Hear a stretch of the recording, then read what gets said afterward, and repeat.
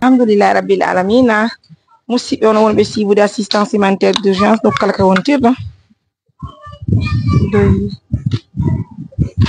yarona chéri hay fi non alhamdulillah aujourd'hui ça va mieux hein?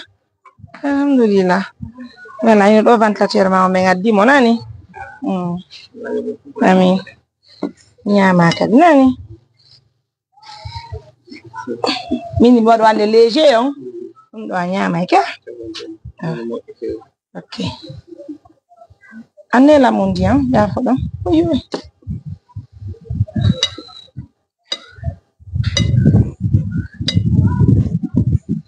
ñama sa lanni joni ɗum ɗo heɓa yabiti moƴƴa kadi foññina mon ñaw ƴartaw jus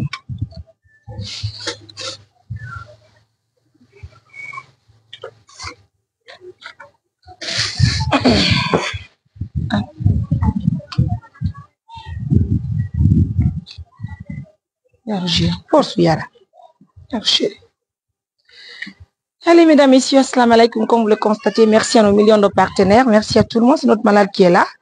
Alhamdulillah, ça va mieux pour lui. Franchement. Oh là là.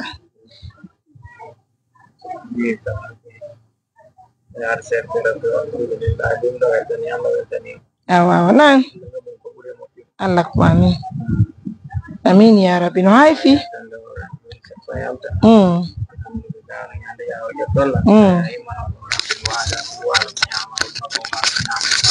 Wow, tu peux répéter ça un peu? Nyando anu ya do jettolla ko ya no la no dara imma ko ko wali do nyama wada to ko wali do nyama barkallah alhamdulillah bo mi do weltani Allah weltani Allah wada mi jotti aljanna amin ya sama Allah on tan on ti Allah yalla ita on ando no kadi ko bure moddude Allah fatane model min nani. Mesdames, messieurs, comme vous le constatez, je suis hyper contente de voir notre patient comme ça. Ça va mieux pour lui, hein? Donc, chérie. Merci à nos millions de partenaires. Merci à tout le monde.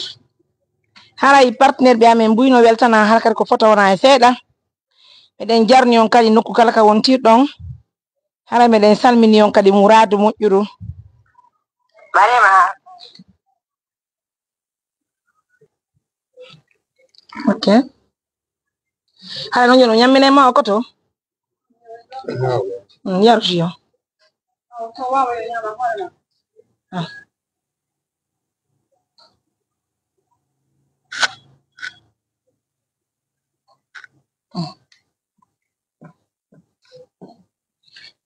donc musidɓe meɗen welti moƴƴa meɗen weltani kadi mojobere partenaire ɓe amen wonɓe France ɓe mari mojobere wiyete kawtal barkinagal min kadi waltino min ka bimbi ɗo hara meɗen weltani yo moƴƴa min indike un montant de 900 000. Merci pour l'accompagnement.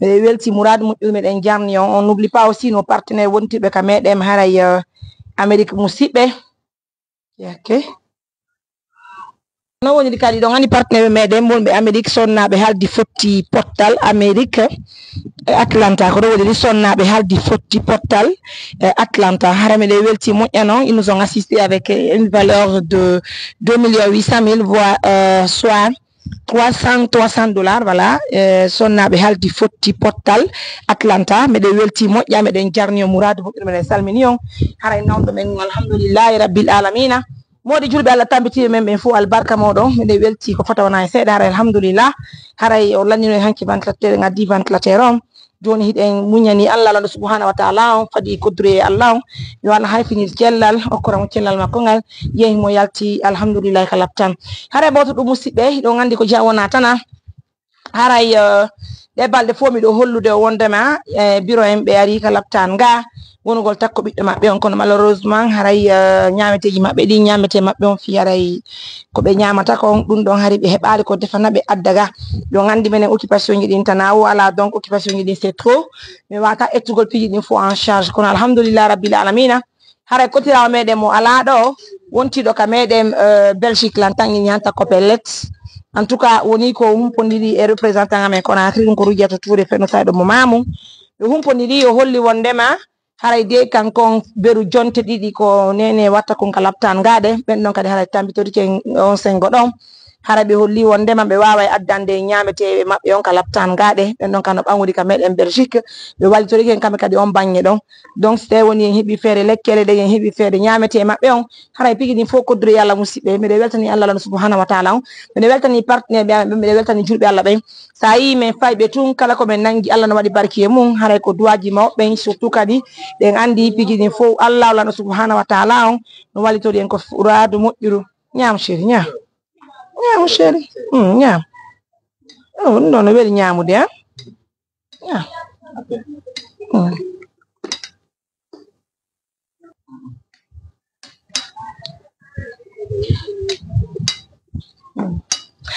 En tout cas, merci à nos millions de partenaires. Merci à tout le monde pour l'accompagnement, pour la fidélité.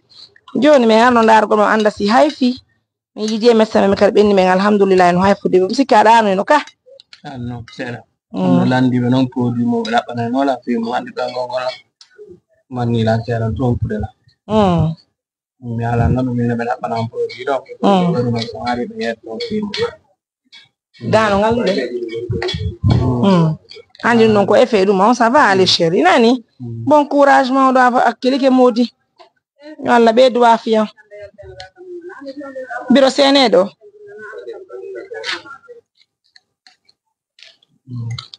hande ko no wawdon biro hande nde yetti Allah e annabijo mum on weltani Allah nan tagudo lan on mi weltani mo jabere mon de mi weltani hondiral mon gal fo wona seeda mi weltani buy nyande me yaltayno me ngara ko de sur me waddo taw o yaltani hoore makko yaasi o jodike yettanoɗo nyande go tumba e kata tay goto susata mo jogade o wawata jawande hoore makko anduɗen ha jiɓiɗen hille ko kanko yahanno ko kanko addoto mi weltike buy wona seeɗa miɗo du'ani on yeeso e ɓawa miɗo du'ani pottal mon ngal barka mon miɗo welti buy wona seeɗa mi weltoto miɗo welti siko soosi ko bari yetta ɗon miɗo weltani on nene Mariama Touré miɗo weltani on ono e mo jabere mon nden ono e huwondiral mon ngal fof miɗo weltani on Allah ɓeydu barke kin e moɗon yo Allah ɓeydu foolal ngal Allah hulanda on andi yani ɗon ko anniyanta ko hoore mum yo Allah jonnotuma Allah hewtin on mi weltanike on boban on dikkiday mo dikkude Mesdames, Messieurs, comprenez par là, donc c'est la joie d'une maman, une maman très heureuse de voir son enfant dans cet état,